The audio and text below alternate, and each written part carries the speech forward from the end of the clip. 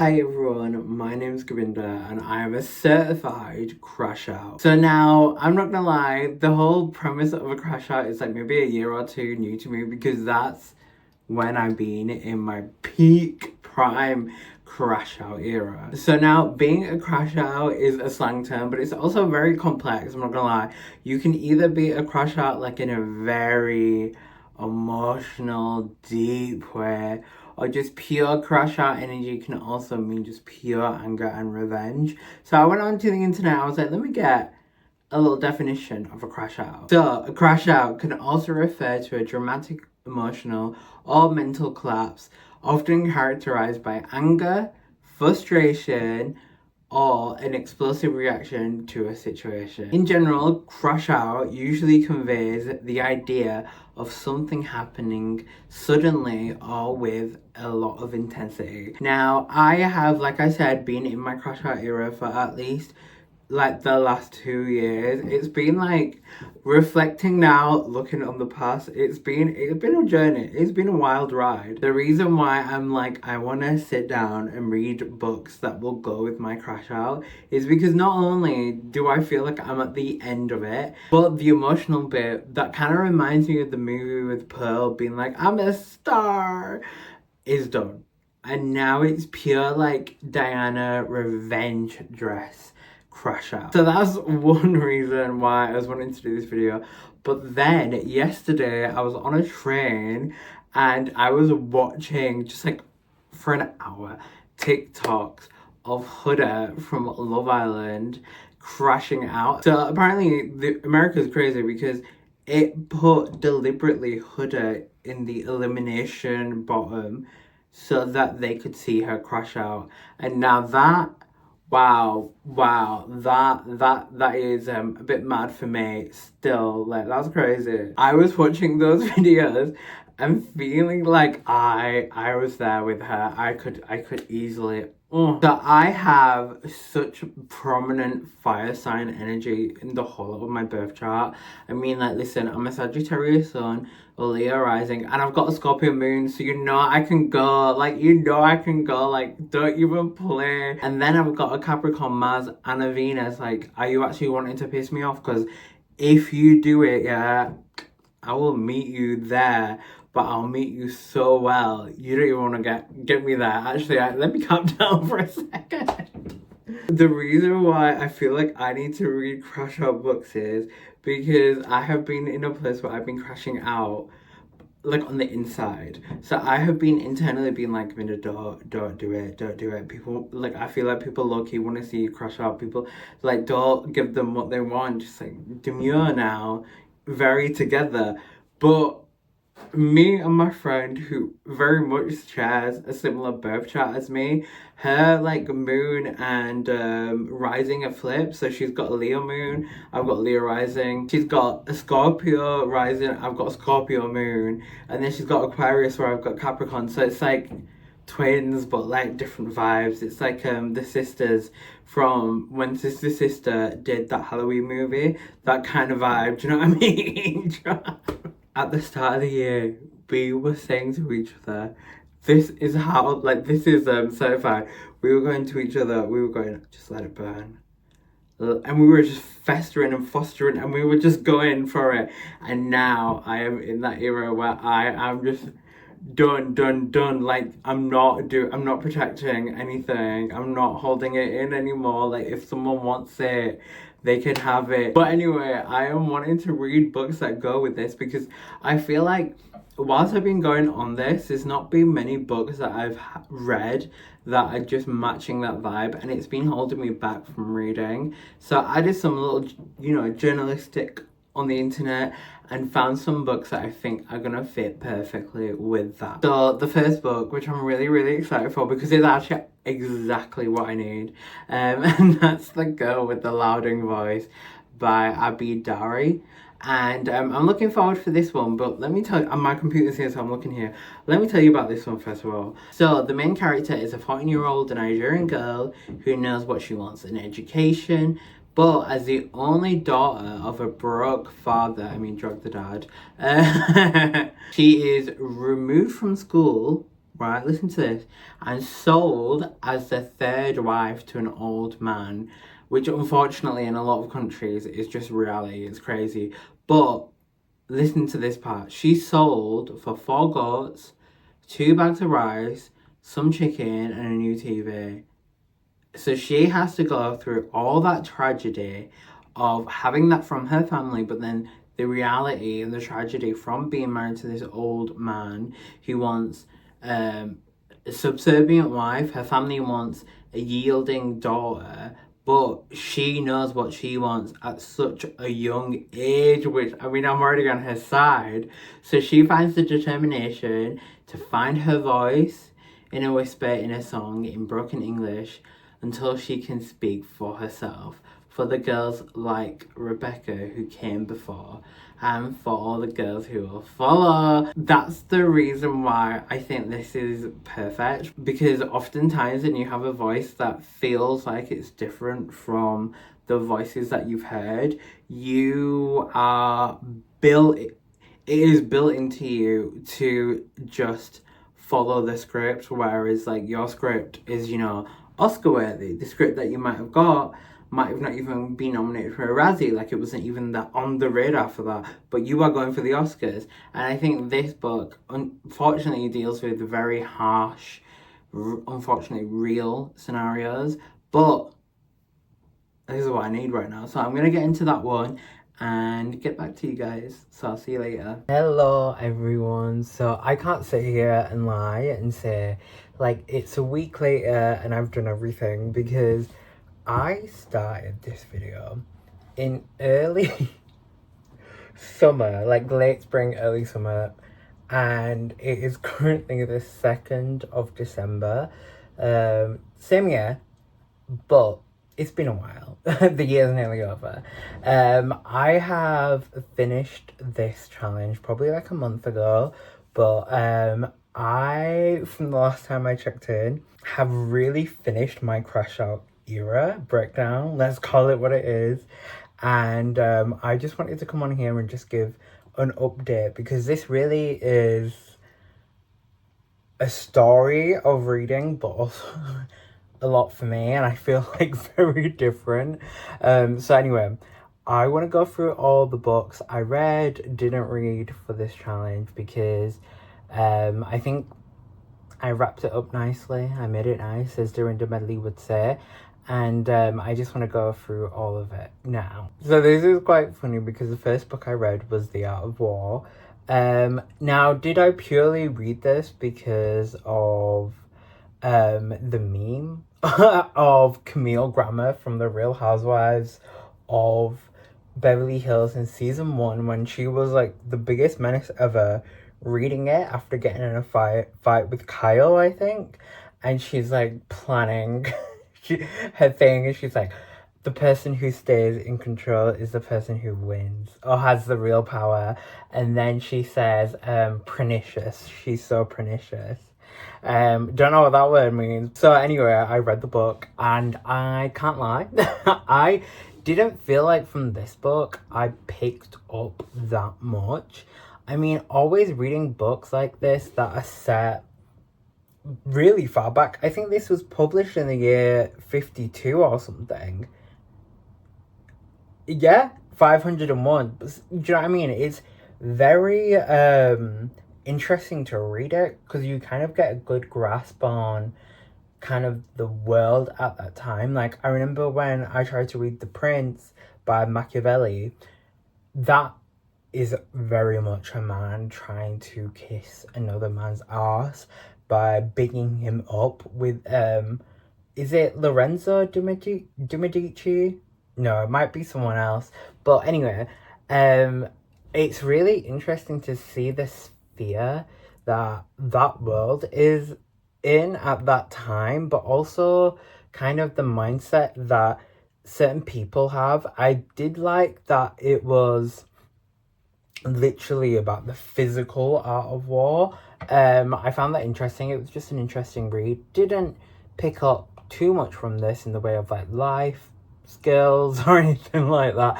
I genuinely don't think I'm gonna go to battle soon. It's just not in my my goals for 2025 at least. But very interesting read. I think classics are always fun because when they're like non-fiction, it really gives you an idea of what the world was like. And for someone who likes history, that's always fun. Okay, and then the next book I read was Mindfulness in Your Pocket by Daisy Roth. This was one that I bought in literally 2015, so like 10 years ago when I was like a teenager. I would have been 16 or 17 maybe.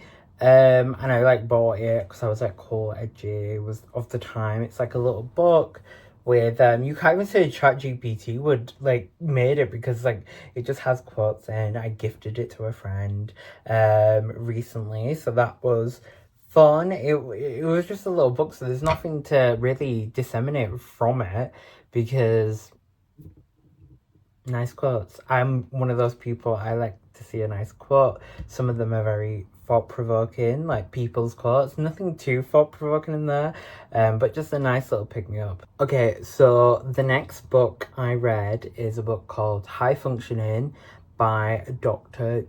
Judith Joseph, and the tagline for the book is Overcome Your Hidden Depression and Reclaim Your Joy.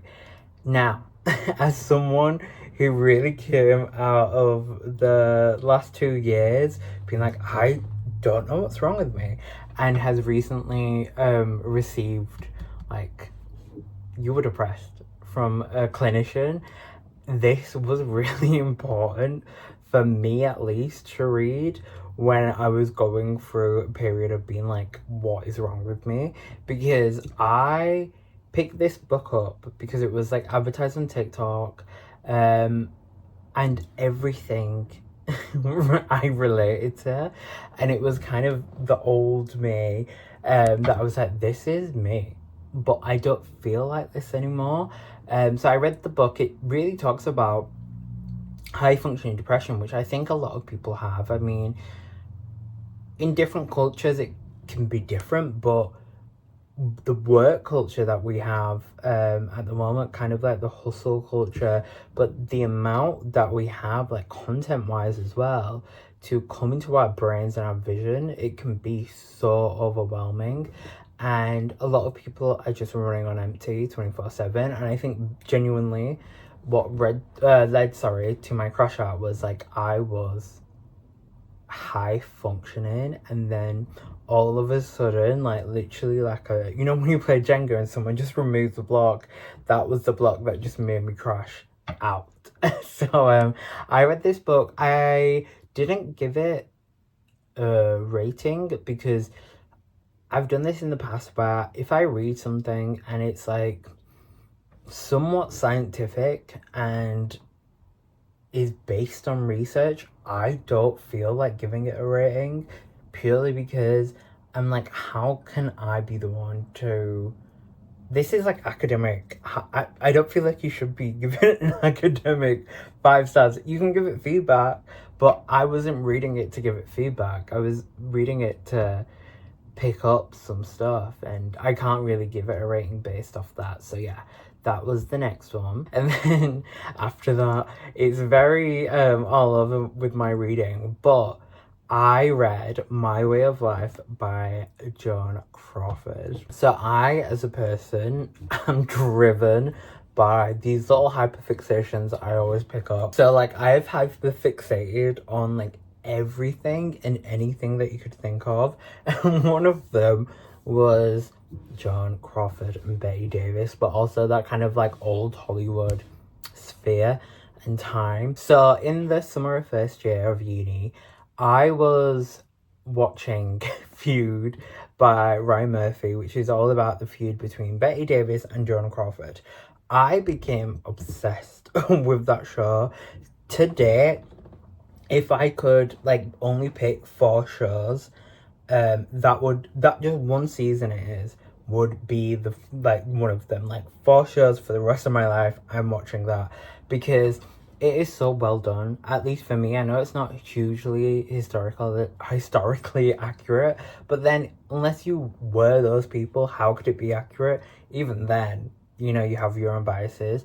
But I don't know why, I felt like this like relatability between myself and John Crawford. She is like a very interesting character, to say the least. I mean, a lot of the times when people think about her, they think about like Mummy Dearest. They think about like Alyssa Edwards doing her Snatch Game, which is fair, but when you really get into her life story and body of work, it's so interesting. I mean, no one's perfect, but just understanding how she came from a really rough background, a really poor background, but through just being determined and being disciplined with herself, she became like one of the best actresses of that time period. Is very interesting, and constantly was fighting just like a battle, like with how she was perceived or with what she wanted. I think she's great for me, at least, to have in mind as like a person for resilience. This book is something that even in Feud, the TV show, is shown like kind of at the later years of her life. She moved into doing these books and memoirs. I listened to the audiobook of this, which was nice because I kind of got to hear her voice, and like it felt like she was having a conversation with me, which, I mean, a lot of these stuff in this book weren't relevant to me. A lot of it was very problematic and outdated, but I read it anyway, and I don't know if I gave this a rating. Sorry, I'm just looking at my Goodreads now. I don't think I did, because I was like, I can't. Like, if I wanted to, I could be like, oh, it's so problematic. But if she was around now, maybe she wouldn't think that way, is the hope, at least from me. So yeah, I read the book. It was just nice to for someone who likes history to go into that pocket of history, because it's seen as somewhat modern history, because she was writing this in the 70s or 60s. It was interesting. So okay, at this point in my crash out, I was just like going through the motions. The depression was real. And then I started to acknowledge the problem. And one of the books actually that made me really see the problem was Notes from the Underground by Dostoevsky. I was like browsing online and I was seeing a lot of like classical literature, and I saw so much by Dostoevsky, and I recognized the name because Katya in Drag Race says like something in the streets, Dostoevsky in the sheets.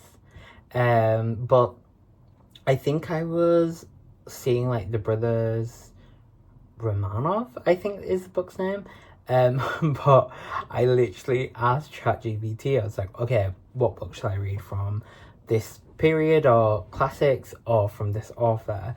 And it said Notes from the Underground, which it ate me up, because this is exactly what I needed at this time, and it really dragged me out, of like this place of being the person in the underground, and seeing that, I was like, what why can I see myself in this person? And I hate that I see myself. Get up, we're going to hide, literally, because this book is set in two books of itself, and or two parts, whatever you want to call it. So book one is when we see this person and we get a look into the different layers in his brain, the narrators, and that was me realizing stuff. Kylie Jenner, your curse that you put on me by saying 2016 was the year of realizing stuff. Why did I realize more stuff in the year 2025 than I did back then? Because, oh my god, that was crazy. So at this point, I'm like, maybe this is like the best thing I've ever read. So I got into book two, but I had to take a break. I remember now, it's all coming back to me now. I had to take a break after book one because I was like, Binda, this is a problem. We need to address it. So I started to address it, and I was like, okay, maybe I finished this now. Maybe I finished this. So I went back into it. I was in a different mindset completely. And the rumination that he was doing in the second book, I was like, mate, shut up. And also I was like, mate, you were weird, because he talks about a lot of the problematic things of his life, and I was like, oh my god. So I ended up giving this a 4 stars. But Dostoevsky, you in 18th century, 19th century Russia didn't know the impact you would have to a boy in the 21st century living in West Yorkshire, England, but wow, you really ate. Like, literally crazy. Okay, so going on to a book that I actually didn't finish. I was really excited from the outset of this video to read The Girl with the Louding Voice by Abby Dara. I gave it a really good effort. I got like halfway through, I think, and it's so good that you have stakes in the game almost instantly of reading this. It's so real, like I said before. Like, this is such a story that happens to countless girls around the world, and we don't even ever hear of it. And it kind of like made me like really sad throughout. And there's one point where I was like realizing, I was like, I'm not at the point yet where it gets better, and I don't want to put myself through this. Like, I was like, there's one point where she's like escaping, and you're like, oh, this is gonna be great now, we're in the clear, and then it's like, oh my no. Like, I can see ahead, I can see the future, and I don't think this is right. And I was like, I'm just leave it alone, just leave it alone. Okay, so at this point in the proceedings, I was like, okay, you are depressed, got the help that I needed, and I started to see everything in a different perspective. So I got back into kind of the spiritual side of myself, and kind of a lot of the religious and spiritual beliefs that I have. One of the books I read is At Your Command by Neville Goddard. So he is kind of seen as like one of the big voices, classical voices in like the world of manifestation. I give this book a 3 stars. I found it really good in the way that it kind of like showed me or told me that I can do whatever I want. And literally, if I say something's gonna happen, likely if it's in my control, it will happen. So it did blow my mind a little bit in that, but it kind of just reaffirmed something that a lot of people try and take away from you, like the power in yourself. So that was a good read. Okay, so the second to last book in this whole period, oh no, the third to last book is The Let Them Theory by Mel Robbins. So I have been victim to scrolling way too late on TikTok and running into like this wellness culture podcast TikTok side, and Mel Robbins is someone who I've seen like her podcast clips, and I saw a lot about the Let Them Theory book. It was being heavily advertised to me by Yellow Baskets on TikTok, and I was like, okay, I'm gonna read this. I'm not even joking. In the first chapter, I remember her speaking about her son and prom and how she wanted to have control over it. And like, it was almost suffocating for her for it not to be perfect. And then how she relinquished that, and it was perfect because she did that. And then I looked at myself and I was like, Victor, please stop. And it really helped me understand how like control plays a part in my life. I mean, I've had this now since having my autism diagnosis, where understanding how the concept of feeling you're in control of things that you don't have any say over, you are purely a spectator at best, is toxic. And that book, I don't remember if I gave it a rating or what rating I might have given it, but let me have a look. I'm on my Goodreads if I ever look down. I gave it 4 stars. Slay. I don't think there was like there were parts where I was like, okay, I don't think I'm at the point yet in my life where I can like feel any sort of relatability to this, but I will be reading regardless. So maybe that's why I didn't give it a 5 stars. But I went into this book being like, what's gonna come from this? This lady is gonna tell me, let them. Okay? Like, do we need to write a book about this? But evidently we did. Like, we actually did. So yeah, well done to her. Big one on that one, Mel. Well done. Okay, so the second to last book actually is 107 Days by Kamala Harris.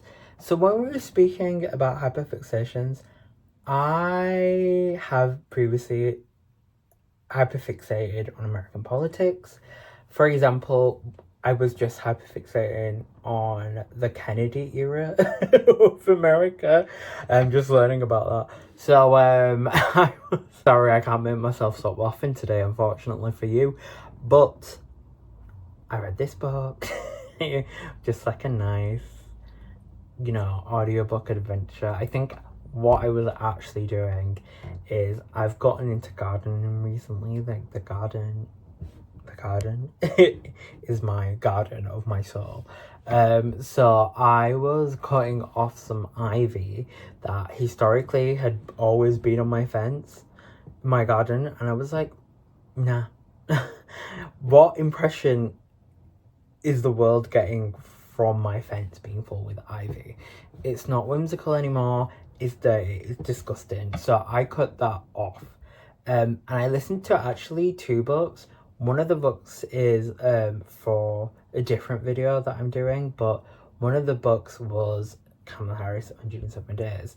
I just found it interesting. Like, I watched some press about this book, her talking about this book, but I was like, actually, from this, if I want to hear anyone's voice literally about the last election cycle, I want to hear from Kamala Harris, because she genuinely has a point.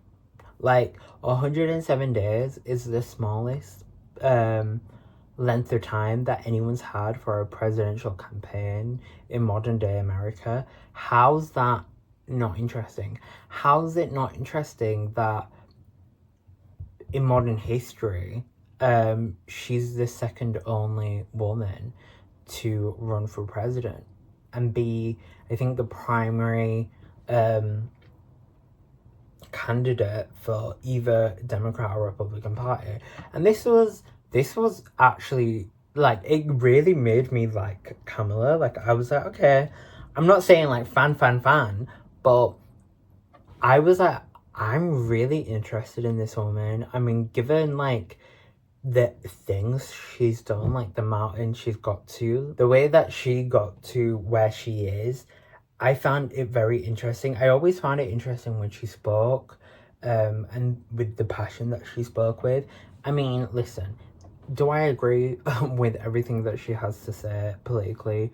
No, but I read the book, I gave it 4 stars, I found it interesting, and more than anything, I'm gonna revisit some of her work to see the books that she's put out about her life, because from what she set out about her family and growing up, and the rooms that she walked in as the first person like her to walk into those rooms, I'm interested to get into that. I know she has a memoir that deals with like her growing up in the early parts of her life, so I will be listening to that one. Okay, and then the final book and the physical book that I read is The Loves and Lies of Roxana Ali.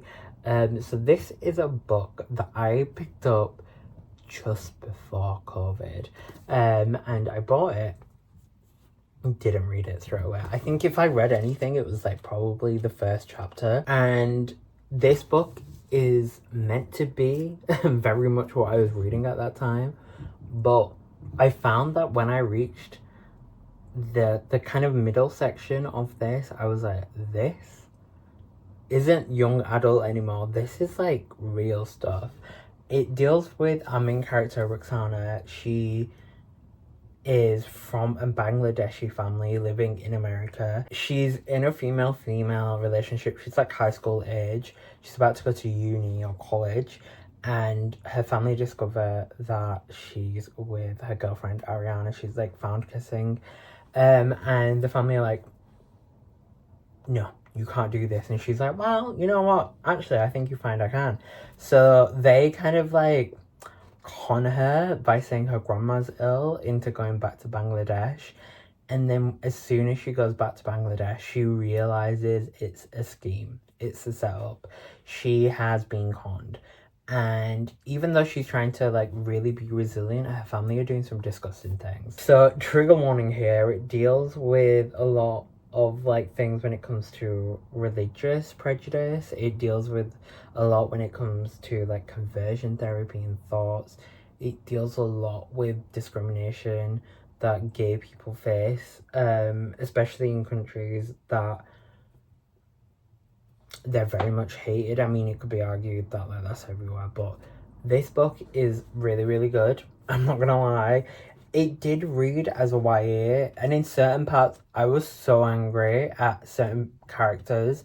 In the end, I gave it 4 stars, but it made me feel very light and easy and breezy at the end. The reason why I'm going to the back is I remember like reading the last paragraph and saying, oh wow.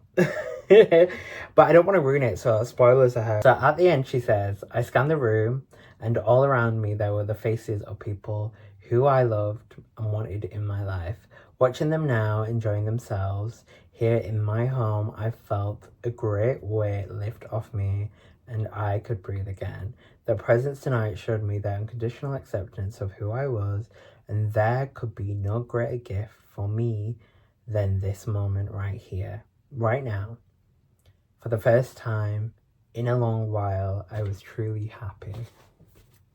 And that just was a really nice ending. So I gave this 4 stars because some of the YA aspects felt not out of place completely, but it just wasn't something that I was like there for. I was like, I don't know if I felt like the weight and the magnitude of the actual story was like so much, or if I was like, I just don't read this anymore, it doesn't really align with what I want from a book. So yeah, those are all the books I read for this challenge. Hopefully now I look at least and sound and speak and feel and all those good things like a normal person, because genuinely this 2 years of my life, what a ride. Hopefully it's a good story on the resilience of Kabina Singh and the help that you can get from, you know, your friends, your family, your doctors, you know, all those good stuff. So anyway, I hope you enjoyed this video. I know it was a bit inconsistent with the joking, but given the nature of everything, I think you'll let it slide. But as always, I hope you've had a nice time watching, and like, comment, subscribe. I will see you in the next one. Bye.